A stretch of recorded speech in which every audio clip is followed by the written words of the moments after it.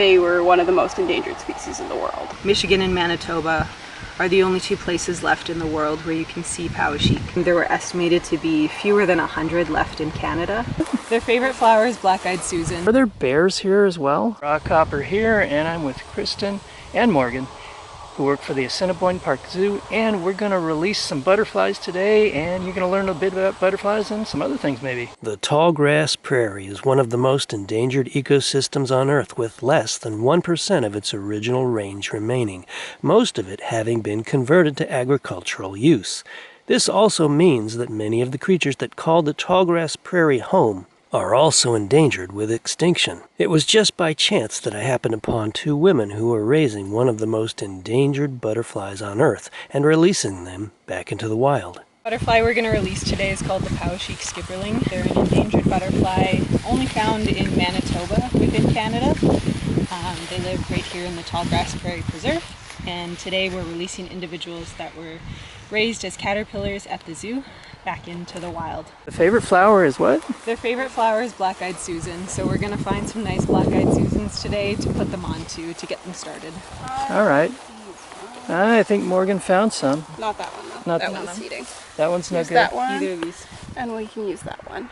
You can use that one. Always check the flowers for predators, so we're looking for crab spiders, ambush bugs, just to make sure the flowers are safe before we put them on. Do not want them to get eaten immediately. No, that would be bad.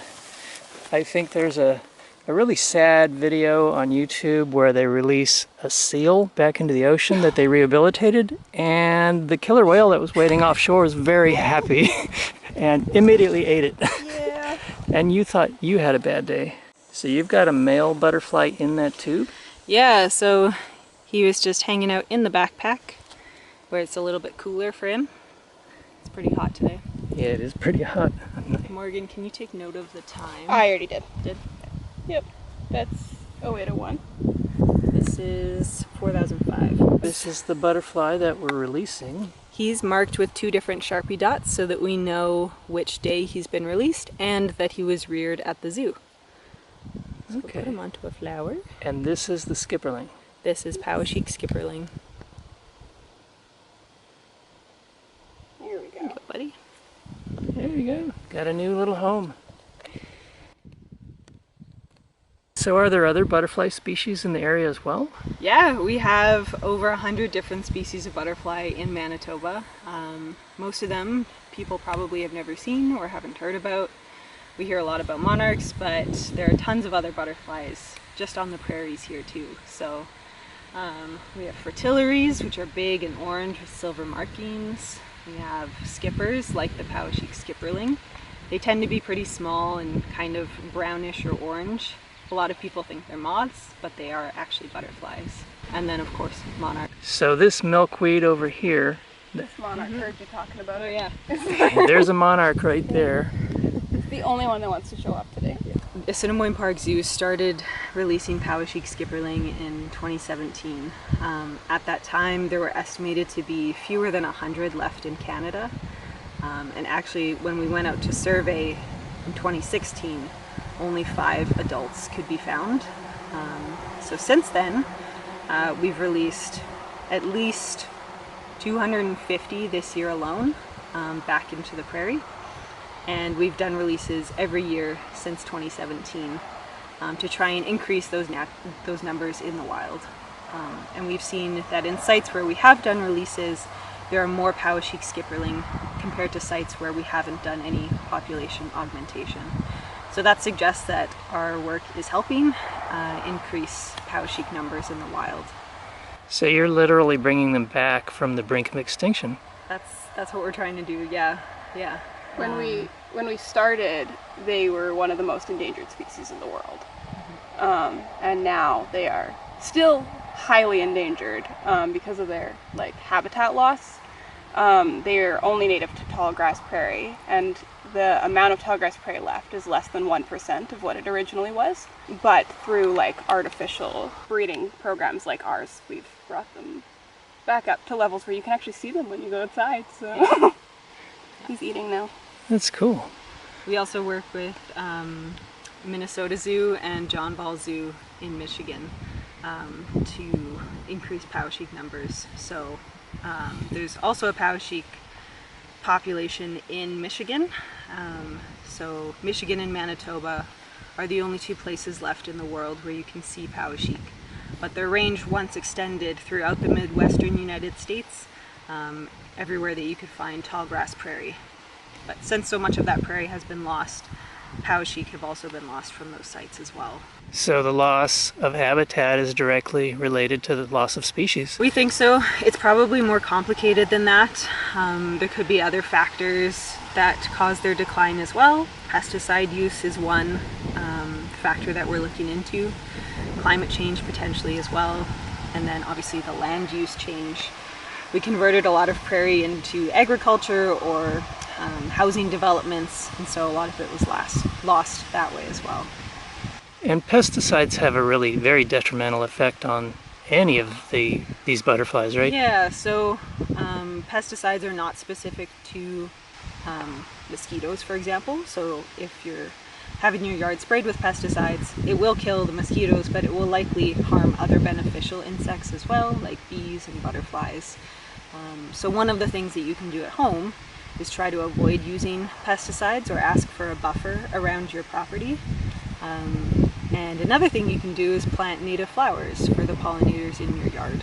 So there's flags out here, and that's... Yeah, so we do transect surveys. Transect surveys are like a fixed walk. It's 100 meters long, and you do them multiple times over the season. And so you do this walk, and you're looking for powashiek on the transect. And the results of those transect walks can tell us about how large the population size is. So we do them over the whole course of the flight period, and we do that for multiple years. And from that, we can estimate the population size every year. Approximately how many of the skipperlings do you release each year here? It depends on the year. So we have a breeding program, and we capture wild females and gather their eggs. So depending on how many females we have and how many eggs we have laid, it depends. This year we released about 250 so far.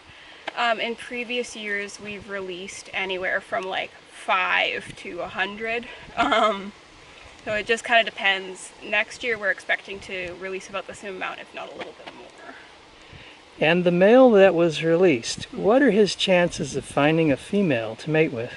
I don't know exactly. Given that it's the end of the season and the flight is coming to an end, there'll be less females. So there'll be a slightly lower chance of him finding any. If it were like mid-flight and there were lots flying around, it would be higher. Okay, so he's got a chance, but it's not looking too good, maybe. Not that one in particular, but lots of the other ones we have. Like we see wild females and wild males every year when we come out. Why is it important to you, and why should people care about these butterflies? So I think the reason people should care about powashiek is because they've been such a characteristic part of the ecosystem for so long. They're reliant completely on tall grass prairie, and because that ecosystem is so endangered, powashiek have also become harder to find. And because they've evolved with that ecosystem, having them missing from it would be just such a big loss, I think. So to me, it's important to preserve them because they've been with this ecosystem for so many thousands of years that to lose a piece like that would be, it would be a really big hole, a big gap.